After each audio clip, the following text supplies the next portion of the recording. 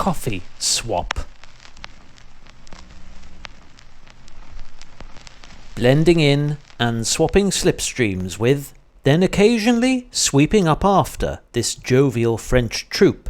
who every week take pleasure in organising a convivial social, in humble homage to the cycling community's universally popular bean-based beverage, whether freeze-dried, finely ground, or slow-roasted in small batches, for savouring by the shot at your nearest branch of any reputable coffee shop chain with a prominent global presence, assuming that boutique patisserie, which sells a broader and more palatable range of freshly baked bread, cake and pastry-based snacks, prepared exclusively with ethically sourced organic ingredients, happens to be closed at noon on a Sunday. The chosen route for this week's group gathering was Watopia's ocean lava cliffside, a middle-distance affair whose self-explanatory moniker scarcely requires any further description. Yeah, right. Commencing in the start pens beside Santa Claronica Pier, the disorientated avatar is then sent backwards up the island's primary finish straight before hairpinning right into the tunnel towards Dante's Inferno to complete half an anti-clockwise lap of the volcano circuit. After grinding up and out of lava land via its gravelly trail, coughing up ash and expelling any noxious toxic gas from their lungs, the rider then cruises through Villas Italia, soft pedals down its succession of switchbacks, then rattles across the docks and over several more dirt strips to begin a partial ascent of Mount Epic, veering right at its initial three-way junction with the jungle circuit for a relaxed roll along its majestic bypass, steering clear of the sheer cliff face, while regarding an aesthetic landscape that gently coils and undulates alongside dense blankets of low-hanging clouds, reminiscent of the detailed and colourful scenery observed in numerous fantasy RPGs, and comprised of dry stone walls, thriving conifers, and unkempt floral opulence, all lovingly hand-rendered by Zwift's talented artists.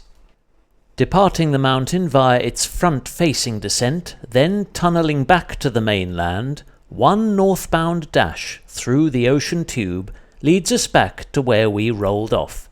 after a shade over 19 kilometres and 150 metres of unevenly distributed elevation. This ride's fixed 90-minute duration would be sufficient for the vast majority of moderately fit athletes to complete at least one lap,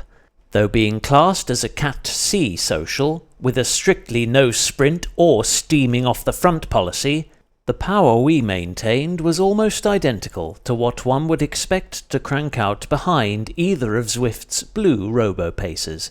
and equated to what I suspected was a comfortably uncomfortable hour and a half for the majority of our caffeine-craving socialites, who elected to suffer in silence. Our attentive leader, a proud native of the club's culturally enriched homeland, adhered scrupulously to the ride's directives and enjoyed consistent support from our empathetic field, all 70 of whom kept tight order throughout every one of the route's potential split points, and appeared keen to comply with what few commands they received, thereby upholding the principle of group dynamics.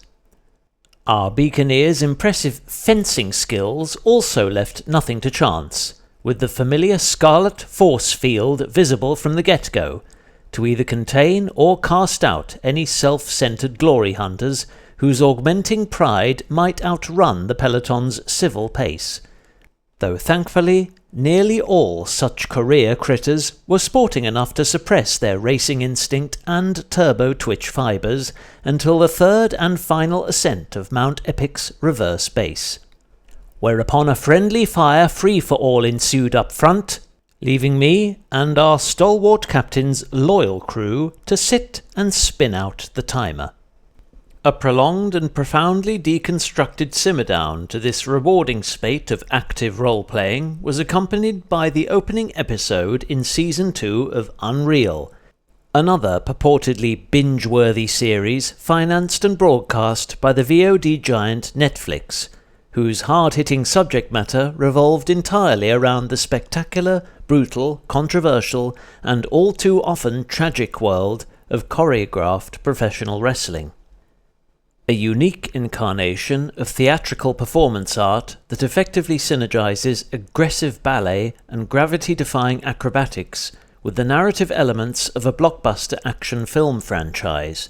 An amalgamation guaranteed to elicit fervent appeal within countless communities of comic book enthusiasts, alongside devoted followers of conventional combat sports, and one that its founding industry classifies as sports entertainment, where each competing athlete's primary objective is to place their own physical well-being at indefinite risk for the sake of rendering pre-arranged matches to fit an overriding narrative against mutually motivated opponents.